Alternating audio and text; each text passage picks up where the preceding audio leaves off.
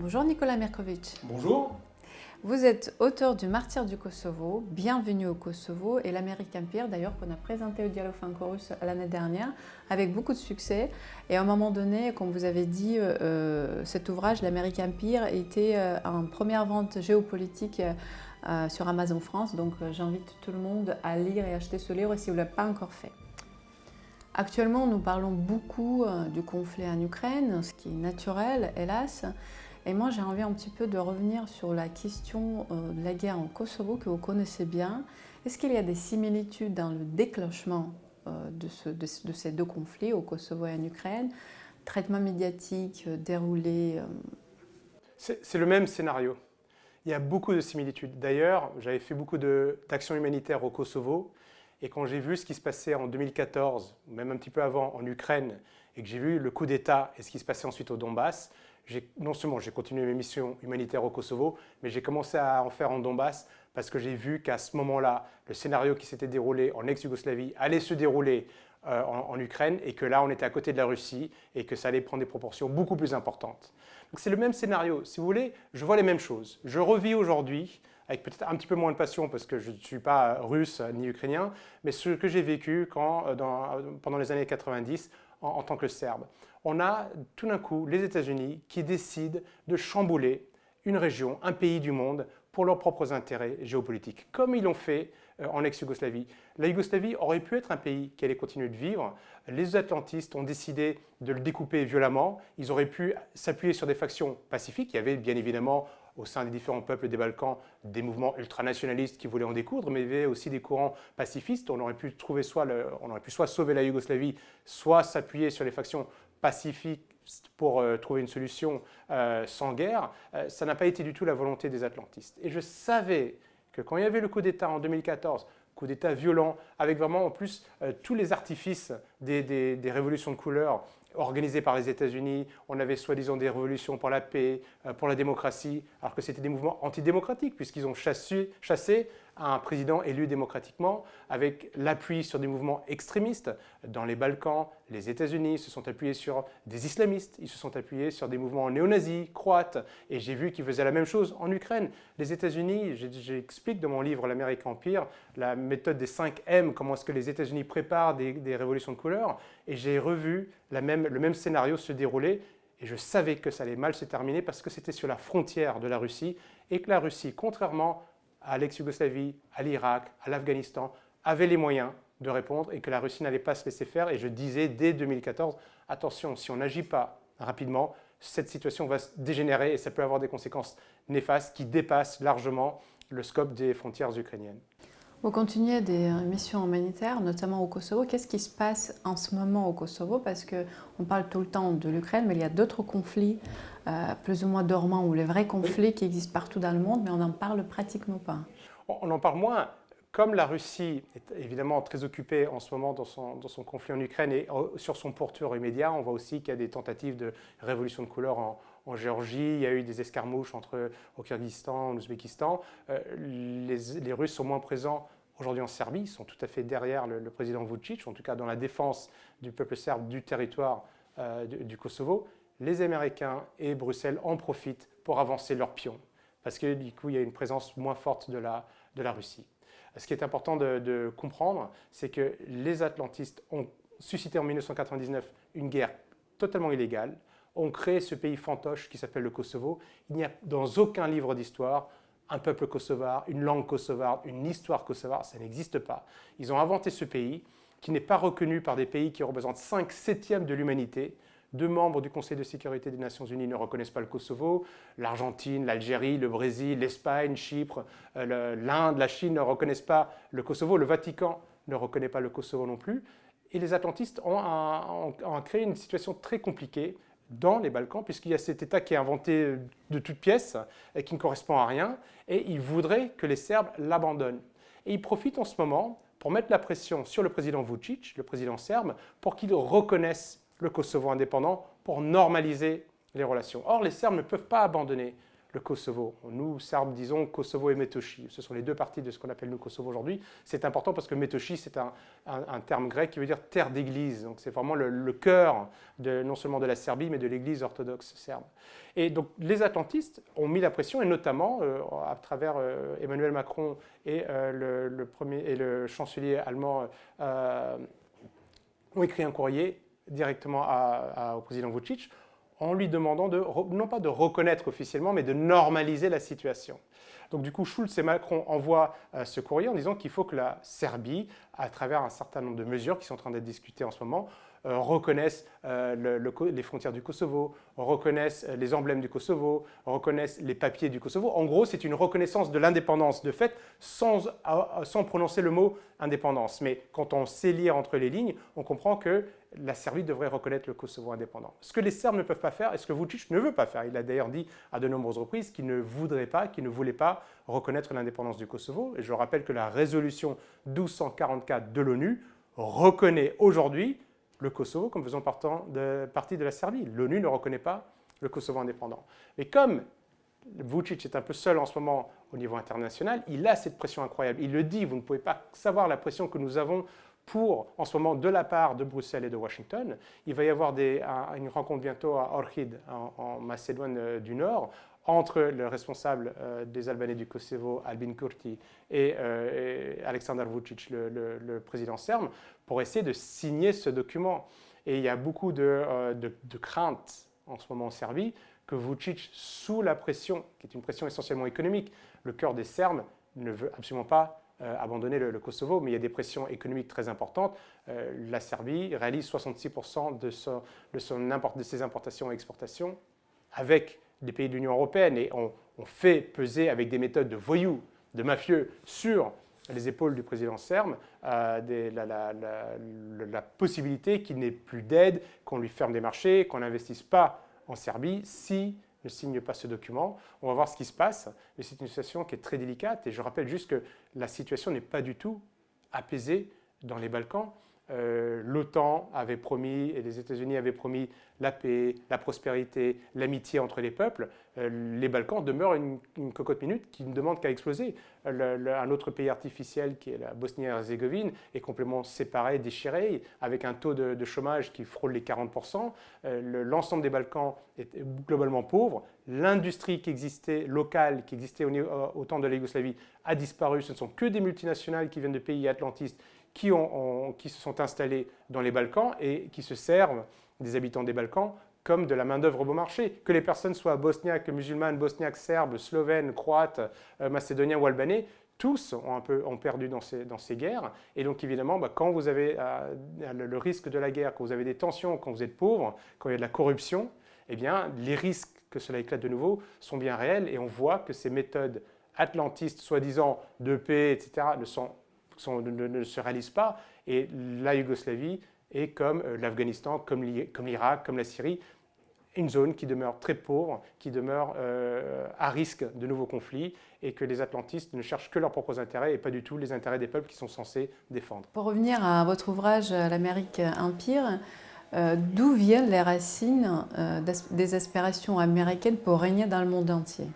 Ces racines existent bien avant même la création des États-Unis. On a cette fameuse phrase du gouverneur du Massachusetts, John Winthrop, qui dit que ce qui n'est pas encore les États-Unis, mais ce pays qu'ils sont en train de créer, va devenir, et il emploie une expression biblique pour dire qu'elles vont devenir la cité sur la colline vers laquelle les yeux du monde entier seront tournés.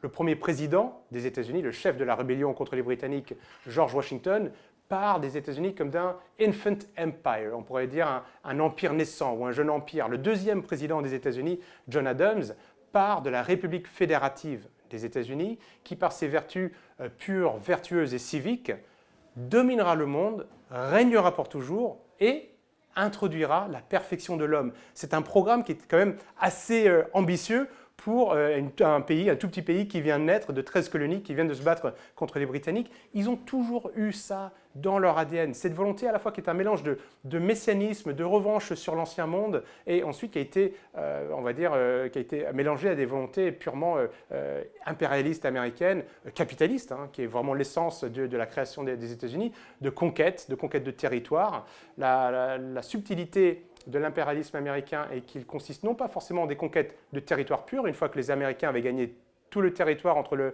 l'Atlantique, la côte atlantique et la côte pacifique, ils ont compris que conquérir des territoires, ça coûte de l'argent, il faut des investissements, il faut essayer d'amadouer le peuple localement. Ils ont compris qu'il fallait coloniser les élites, coloniser les responsables des différents pays. Et ils ont tout un programme à travers leurs universités, à travers des ONG, à travers des financements très importants à travers le monde pour faire en sorte que dans les différents pays, quelle que soit la couleur politique, qu'on soit de droite, de gauche, communiste, nationaliste, eh bien, les personnes qui sont au pouvoir, les Américains vont être très proches, via leurs ambassades, via toutes ces organisations, pour s'assurer que les personnes en place mettent en place des programmes qui sont dans l'intérêt des États-Unis. Et quand ça ne coïncide pas, quand il y a trop de difficultés, quand un pays résiste, eh bien, ce pays risque des révolutions de couleur, des calomnies dans les médias, des guerres civiles, ou voire même des guerres ouvertes, comme on l'a vu dans les différentes guerres des États-Unis, que ce soit en Irak ou en ex-Yougoslavie ces dernières années. Comment analysez-vous justement les manifestations qui se déroulent en ce moment en Géorgie, en Moldavie? C'est le bon timing puisque le conflit en Ukraine est en plein ressort. Comment vous pensez que les événements dans ces régions-là vont se dérouler dans les semaines qui viennent? Le problème des États-Unis, c'est que nous connaissons maintenant leur méthode. J'explique, là, j'ai décortiqué cette méthode que j'appelle moi la méthode des 5 M, où comment est-ce que les Américains commencent en trouvant un bouc émissaire qu'ils vont appeler le monstre. Donc du coup, même si Kadhafi était bien vu à un moment, ou même si Saddam Hussein était l'allié des États-Unis, quand Saddam Hussein a envahi illégalement l'Iran, les Américains, les atlantistes n'ont rien dit du tout. Il était l'ami des Occidentaux. Les atlantistes, tout d'un coup, eh bien, ils voulaient commencer à commercialiser en euros. Il avait une volonté spécifique sur le développement du pétrole dans son pays. Il est devenu un ennemi, on l'appelait monstre. Puis ils vont se servir des milices locales, puis ils vont envoyer leurs militaires, puis leurs multinationales. Bref, il y a 5 M qui décrivent ces révolutions de couleur. Et nous sommes en plein dedans. C'est un livre ouvert, il n'y a plus de surprise. C'est-à-dire que quand on voit ce qui se passe en Moldavie, quand on voit ce qui se passe en Géorgie, on connaît toutes les ficelles. Le problème, c'est que les Américains, à force d'avoir mis en place la même stratégie, la même politique, pour ceux qui ont compris comment ils fonctionnaient, nous voyons très bien où ils veulent en venir. Nous comprenons, quand on voit ce qui se passe à Tbilissi en ce moment en Géorgie, c'est un copier-coller de ce qu'ils ont déjà fait en Géorgie dans le passé, de ce qu'ils ont fait pendant le Maïdan en 2013 et 2014 en Ukraine, de ce qu'ils ont fait en ex-Yougoslavie, de ce qu'ils ont fait dans différents pays. Ils veulent faire ça pour affaiblir la Russie. Ils ne l'ont pas caché depuis les géostratèges, géopolitologues américains que sont Spikeman et Mackinder, qui ont identifié que la seule zone dans le monde qui pouvait concurrencer les États-Unis se trouvait en Eurasie.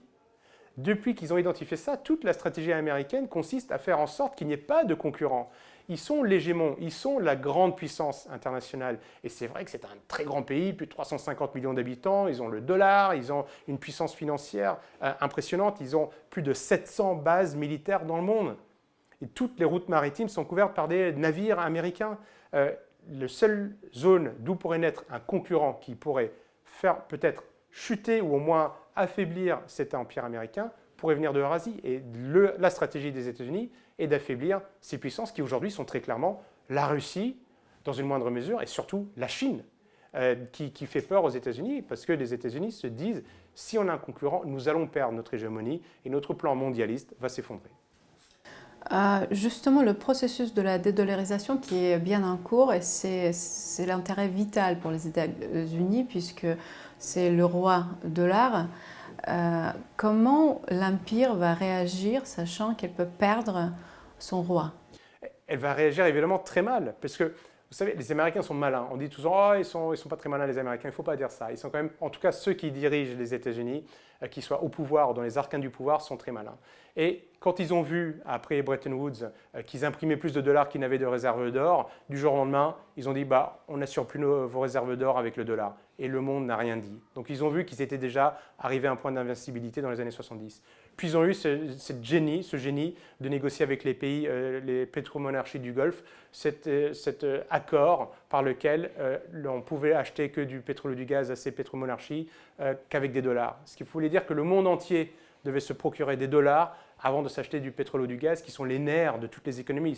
Sans hydrocarbures, les économies ne fonctionnent pas. Et il fallait des dollars. Les Américains, eux, avaient la planche à billets. Ça leur coûtait quelques centimes pour imprimer ces dollars. Les Français les Congolais, les Argentins, eux, devaient produire quelque chose de réel, le vendre, récupérer des dollars et ensuite pouvoir s'acheter ces hydrocarbures. L'ancien président français, Valéry Giscard d'Estaing, parlait du privilège exorbitant du dollar.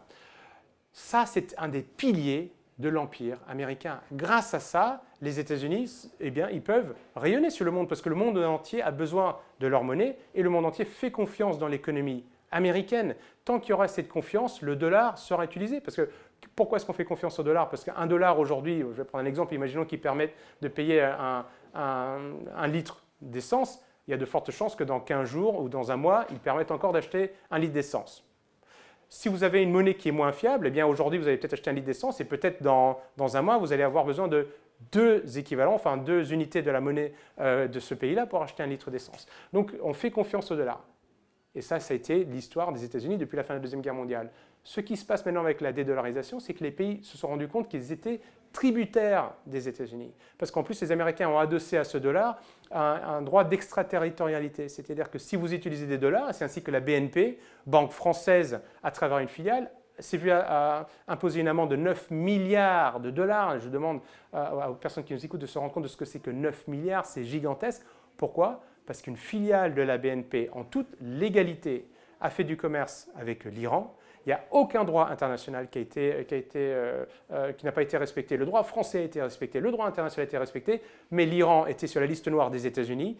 La transaction s'est faite en dollars US et les Américains ont dit « Attention, vous avez utilisé mon dollar, donc vous allez être soumis au droit américain ». Et ça leur a permis d'imposer 9 milliards de dollars d'amende à la BNP. L'État français n'a rien dit. La BNP a payé, et ça ne concerne pas que la BNP, il y a des boîtes du monde entier. Donc du coup, à partir du moment où vous utilisez le dollar, vous vous soumettez au droit américain, avec les conséquences que ça implique. Donc des pays, de plus en plus de pays, décident de ne plus commercialiser en dollars pour être indépendants et pour être assujettis à leur droit national ou au droit international, mais pas au droit américain. Et donc, ça fait peur aux États-Unis parce que ça veut dire qu'il y aura de moins en moins confiance dans ce dollar et que de plus en plus de pays vont se dire écoutez, moi je veux bien faire du commerce, je préfère faire du commerce dans ma monnaie locale parce que je fais du commerce aujourd'hui, on va dire, avec la Géorgie, mais si demain les États-Unis disent attention, la Géorgie est sur ma liste noire, oh, vous avez fait du commerce avec la Géorgie, je vais vous imposer une amende, vous perdez de votre liberté. Et ce sont les caractéristiques d'un empire. Hein. Quand on est dans un empire, quand vous avez, au bout d'un moment, un État, une entité, une organisation qui peut vous imposer soit une peine fiscale, soit une peine carcérale. On l'a vu avec M. Pierucci qui a écrit le piège américain, qui s'est retrouvé emprisonné 2 ans aux États-Unis alors qu'il n'avait commis aucun délit, aucun crime. Et bien du coup, pour éviter d'être assujettés au droit américain, ces pays-là veulent maintenant commercialiser en monnaie locale. La Chine le fait, la Russie le fait, le Cambodge le fait. Le Cambodge, on ne le sait pas, utilise énormément le dollar. Le Cambodge a pas mal développé les monnaies numériques et est en train de se dédollariser. Mais plus les pays vont se dédollariser, plus on va avoir confiance en dollars, moins le dollar va avoir de la valeur, plus les Américains vont avoir un problème parce qu'il ne faut pas oublier que les États-Unis, à force d'imprimer des dollars, vivent de la dette. Les États-Unis ont une dette publique et privée combinée de 90 000 milliards de dollars. C'est gigantesque. Si on ne fait plus confiance dans le dollar, la situation économique américaine va devenir fragile, d'où la crainte des États-Unis aujourd'hui de ne pas laisser ces pays émerger parce que du coup, ils veulent, d'une manière non intelligente, défendre leur suprématie sur le reste des pays. Le problème pour eux, c'est qu'ils n'ont plus les moyens qu'ils avaient après la Deuxième Guerre mondiale. Vous parlez du livre Le piège américain par Frédéric Pierucci qui est venu à plusieurs reprises au Dialogue franco-russe et a présenté ce livre. Et donc je vous invite à regarder les 2 vidéos qu'on a sur notre chaîne YouTube du Dialogue franco-russe qui effectivement raconte cette histoire passionnante en fait. Impressionnante, passionnante de son emprisonnement et de tout ce qu'il a vécu aux États-Unis. Vous avez effectué plusieurs missions humanitaires en tant que président de l'association Ouest-Est et vous vous êtes rendu dans le Donbass, comme vous avez dit, en 2014 et je m'en souviens très très bien. On a fait même quelques rencontres au dialogue à l'époque avec des familles ukrainiennes, des familles russes ukrainiennes du Donbass qui vivaient dans des conditions pitoyables. qui perdaient leurs enfants sous les bombardements ukrainiens. Les médias ne s'intéressaient pas, les médias mainstream ne s'intéressaient pas à ces faits. Oui. Et comme je dis à plusieurs reprises, chaque fois on se réveille le 24 février 2022 en disant que bon, voilà, la guerre a déclenché. On sait très bien que la guerre n'a pas déclenché, n'a pas commencé le 24 février 2022. Comment expliquez-vous l'indifférence des médias mainstream pour ce conflit qui pourtant a déclenché, a commencé en 2014 et a toujours été au cœur de l'Europe? C'est particulièrement grave et ça montre que nos médias ne sont pas libres. Parce que, en effet, et je vous remercie parce qu'à l'époque, vous étiez quasiment la seule organisation qui nous a acceptés. J'ai fait venir en 2017 une maman du Donbass avec son fils Andrei qui avait reçu un éclat d'obus ukrainien dans le dos et qui était devenu paralysé en dessous de la ceinture. Il était devenu complètement paralysé. Et je disais à cette époque-là, puisque les médias ne s'intéressent pas à la guerre du Donbass, je vais amener la guerre du Donbass à Paris. J'ai invité tous les médias mainstream. J'ai invité tous les partis politiques. Et je le dis là, juste deux partis, deux responsables politiques sont venus, un de la France Insoumise et un des Républicains. C'est les deux seuls partis qui ont envoyé quelqu'un à qui j'ai juste expliqué la situation parce que je disais, attention, il y a une guerre qui est importante. Il y avait déjà en 2017 plus de 10 000 morts, 30 000 blessés, 1 million de réfugiés et personne n'en parlait. Il y avait une cécité totale de la part des médias occidentaux. Et j'ai invité évidemment toutes les chaînes, que des médias alternatifs, comme TV Liberté entre autres, ont accepté d'interviewer cette dame qui... C'est pas parce qu'on invite un journal que le journal va prendre fait et cause pour la personne, mais au moins le journaliste, par curiosité intellectuelle, par compréhension de la stratégie, de la situation géopolitique, veut entendre c'est quoi ce témoignage. Quoi, un enfant s'est pris un éclat d'obus par un missile ukrainien. Qu'est-ce que c'est que cette histoire? Il n'est pas obligé de dire je suis d'accord avec cette dame-là, mais il doit essayer de comprendre.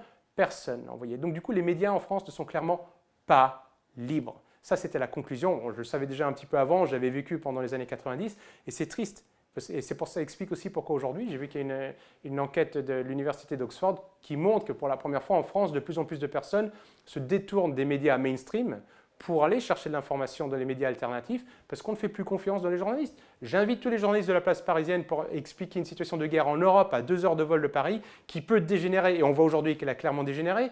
Aucune rédaction ne m'envoie un journaliste de ces médias. Et pourtant, j'avais les contacts, j'avais tout ça. Et je peux même vous dire que certains m'ont dit, écoutez, je rêverais d'y aller, mais à titre personnel, parce que ma rédaction ne va pas me laisser parler de cette guerre.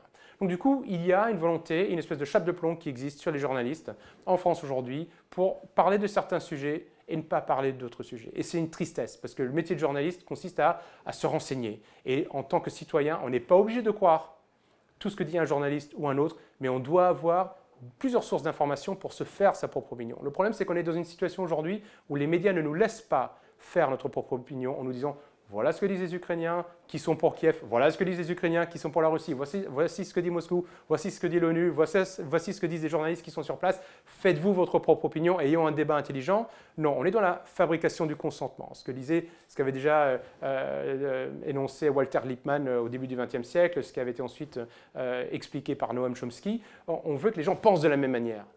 Et c'était ça. Et c'est pour ça qu'on n'a pas voulu parler dès 2017, parce qu'on aurait pu arrêter cette guerre plus tôt si on avait la volonté, si les gens se rendaient compte de ce qui se passait, et si les gens surtout se rendaient compte que si on ne faisait rien, ça allait dégénérer. Et on n'a rien fait, ça a dégénéré, et on est dans la situation dans laquelle on se trouve aujourd'hui. À l'époque, vous m'aviez accueilli, on avait pu faire cette conférence avec un député. Ça, c'était quelque chose qui était un moment très poignant, parce qu'on a eu cette maman et son fils qui était en fauteuil roulant, qui expliquait qu'en Europe, au XXIe siècle, des civils se faisaient bombarder.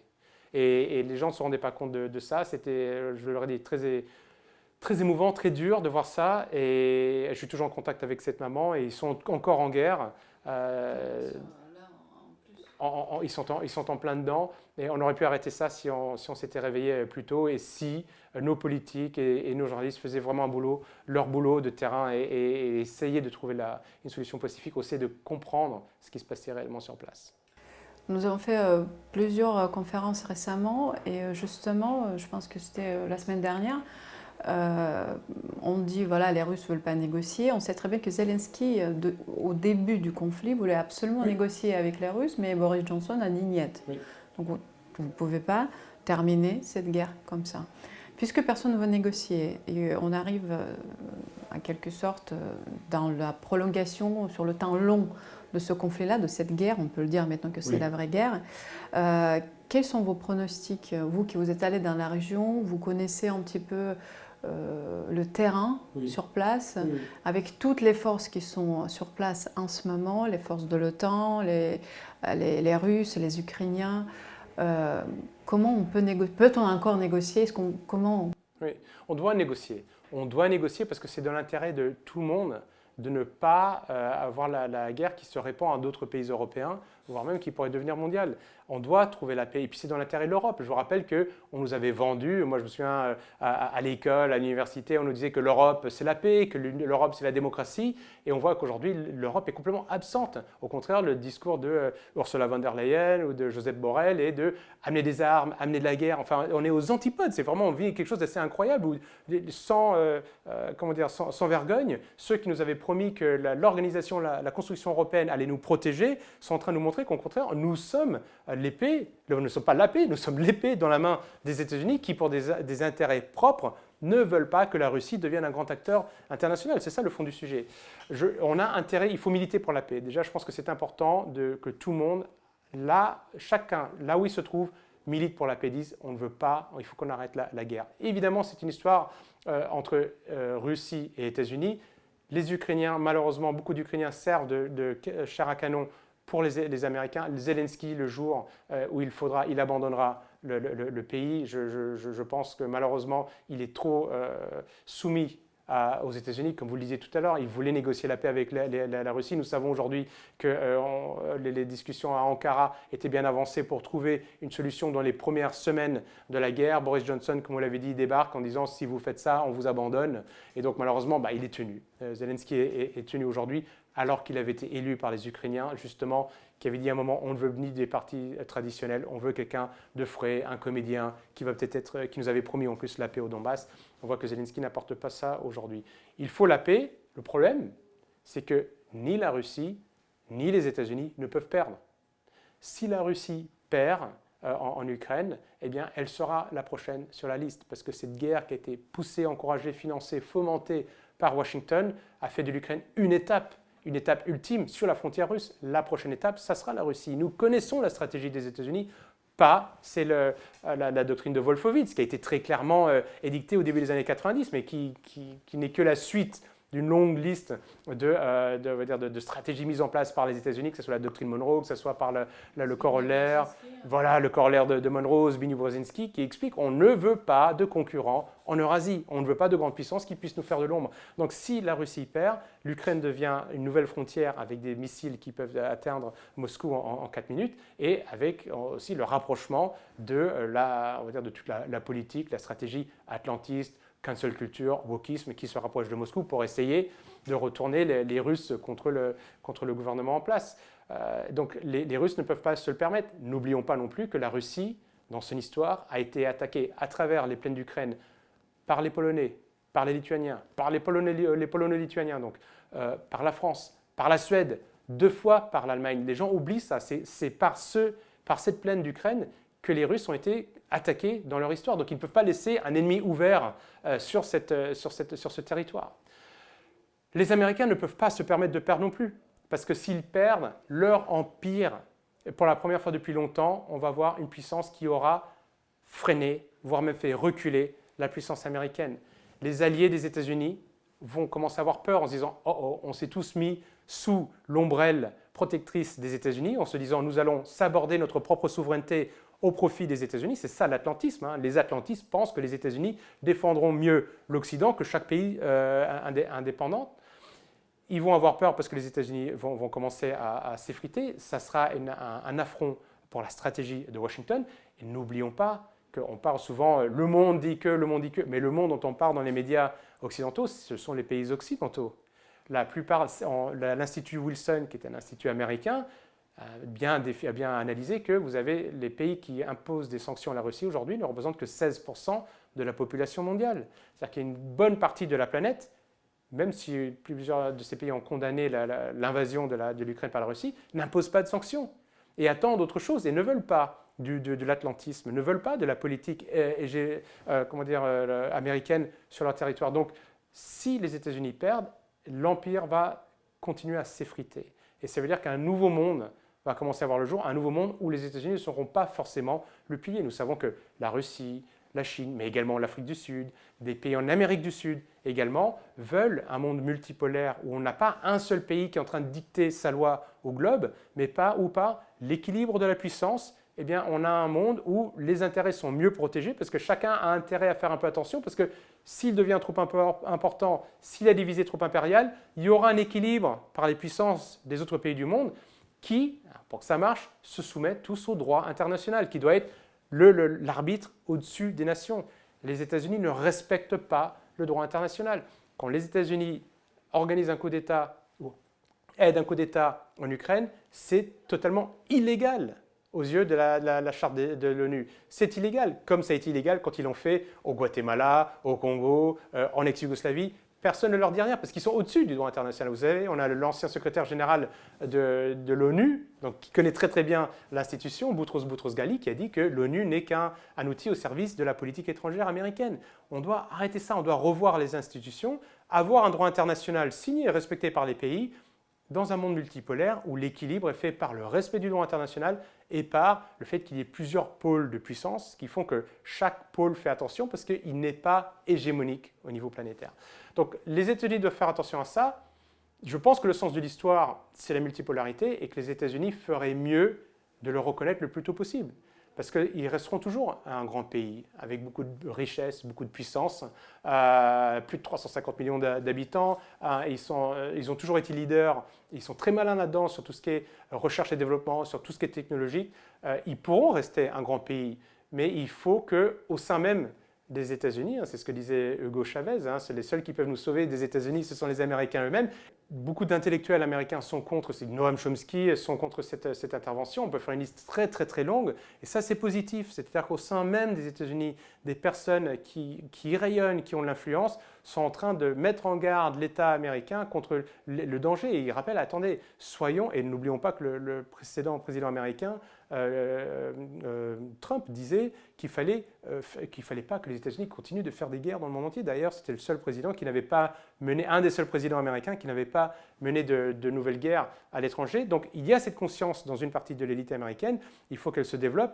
Et les États-Unis feraient mieux de se retirer et de sauvegarder ce qu'ils ont déjà. Je pense qu'ils vont perdre un peu, mais il vaut mieux perdre un petit peu que de tout perdre, plutôt que se lancer tête baissée dans une fuite en avant qui pourrait être suicidaire pour l'Europe, parce que je vous rappelle que s'il y a une guerre et qu'elle éclabousse, les pays européens et les pays asiatiques seront concernés. Les États-Unis pensent qu'ils pourront peut-être voir ça à distance, comme ils l'ont fait pendant la Première et la Deuxième Guerre mondiale, à part Pearl Harbor.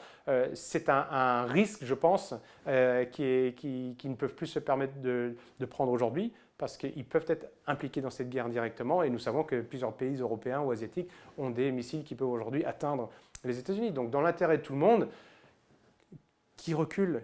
Quelle est la place des États-Unis en Europe? Pourquoi avons-nous besoin des États-Unis en Europe? On n'en a pas besoin. Donc du coup, il faut juste qu'ils se retirent, qu'ils laissent les pays européens de redévelopper une nouvelle architecture de la paix entre l'Atlantique et le Pacifique. Nous avons, parmi les pays européens, un socle helléno-chrétien. Nous avons des rapports, nous avons une histoire en commun, nous avons les ressources, nous avons le génie. Il ne faut pas du tout, je ne suis pas du tout pour rentrer dans un monde du chaos total, du choc des civilisations. Mais entre pays européens, il y a de quoi construire une Europe, pas l'Europe de Bruxelles, pas l'Union européenne de von der Leyen, mais une Europe rapprochée, une Europe intégrée sur certains points, mais qui respecte la souveraineté des nations et qui travaille en bonne intelligence avec l'Asie, avec l'Afrique, qui sont nos voisins. Vous savez, il y a 75% de la population mondiale qui vit entre l'Europe, l'Afrique et l'Asie. Il y a 75% des ressources naturelles qui sont entre l'Europe, l'Afrique et l'Asie. Pourquoi est-ce qu'on laisse un perturbateur américain venir nous diviser, nous opposer, alors que si on était un peu plus malin et qu'on cherchait vraiment la paix et le bien commun entre nous, on pourrait profiter de cette richesse pour vraiment développer des sociétés de prospérité qui ne laisseraient personne sur le bord de la route, qui intégreraient tout le monde et surtout qui banniraient la guerre et qui respecteraient le droit international. Ne laissons pas le troublion nous diviser les uns contre les autres. Vous savez, le slogan préféré des empires, c'est « divide et impera ». Donc arrêtons ces divisions, se diviser pour mieux régner, et demandons aux États-Unis de nous laisser tranquilles. Nous allons régler cela, nos problèmes entre Européens, et pour vivre mieux avec tous nos voisins. Et justement, en parlant des voisins, la Russie va toujours rester le voisin des pays européens. Comment normaliser les relations entre l'Union européenne, les pays de l'Union européenne et la Russie? Est-ce que la rupture est prononcée pour des années à venir? Non, elle ne l'est pas. Les gens qui disent ça sont des menteurs, sont surtout des personnes qui ne lisent pas des livres d'histoire. Lisons les livres d'histoire, regardons les histoires entre la France et l'Angleterre, entre la France et l'Allemagne. L'Allemagne a fait des choses terribles à la France. L'Allemagne nous a envahis, nous a soumis. Et pourtant, on a été capable de faire fi du passé, de reconstruire quelque chose de nouveau. Et je pense que ça, c'est important. Et ça a été fait très rapidement, hein, après la Deuxième Guerre mondiale, quoi, malgré les horreurs qui avaient été commises. Donc ça, on n'en est pas à ce stade-là avec la Russie. Donc il suffit de la volonté. Les pays européens, les peuples européens, malheureusement, nous faisons la guerre depuis la nuit des temps. Ça, c'est un fait. Mais nous sommes capables aussi de nous réconcilier. Et je pense que si on a la volonté de se réconcilier, on va y arriver. Il faut cette volonté. Il faut la volonté de paix. Le problème, c'est que nous avons aujourd'hui des gens qui ont un discours belliqueux, va en guerre. Mais ce sont des personnes qui veulent aller en guerre, mais qui ne font pas la guerre. Ce ne sont pas des personnes courageuses. Moi, je rappelle que Pierre Ier de Serbie, qui est devenu roi, lui, il a fait Saint-Cyr en France, il s'est battu contre les Prussiens, il a été pris otage par les Prussiens, il a traversé la Loire à la nage, il a rejoint les troupes du général Chanzy, il s'est battu, il est devenu ensuite roi de Serbie, des Serbes, des Croates et des Yougoslaves. On n'a plus beaucoup d'hommes politiques de cette trempe, mais que ceux qui veulent la guerre aillent se battre. Donc du coup, il faut remplacer ces belliqueux, ces gens qui veulent faire la guerre, par des hommes qui veulent la paix, pas des béni-oui-oui pacifistes avec des personnes qui ont une vision réelle de la géopolitique et qui se disent, voilà, comme vous l'avez dit tout à l'heure, nous sommes voisins. On ne va pas éloigner la Russie, on ne va pas la mettre au milieu de l'Antarctique. Elle sera toujours là. Travaillons ensemble, travaillons de manière intelligente. Excluons du débat les fauteurs de troubles étrangers et bâtissons la paix, bâtissons une architecture de la paix. C'est ce que voulait le général de Gaulle, c'est ce que voulait Gorbatchev, c'est ce que veulent beaucoup d'Européens. Je pense que si on devait faire un sondage aujourd'hui en Europe, les gens veulent une architecture de la paix et non pas de la guerre. Donc choisissons des hommes politiques qui veulent la paix et on va travailler et surtout par intérêt économique, par aussi les rapprochements culturels, linguistiques, on a tout pour être très très proches. Donc il faut cette volonté, donc la réconciliation avec la Russie. Je rappelle que ce sont surtout les élites qui sont fâchées. Si vous demandez, vous voyez, il y a de nombreuses manifestations en Europe, en Bulgarie, en Serbie, en Hongrie, même en France, en Allemagne, des gens qui disent « nous, on veut la paix ».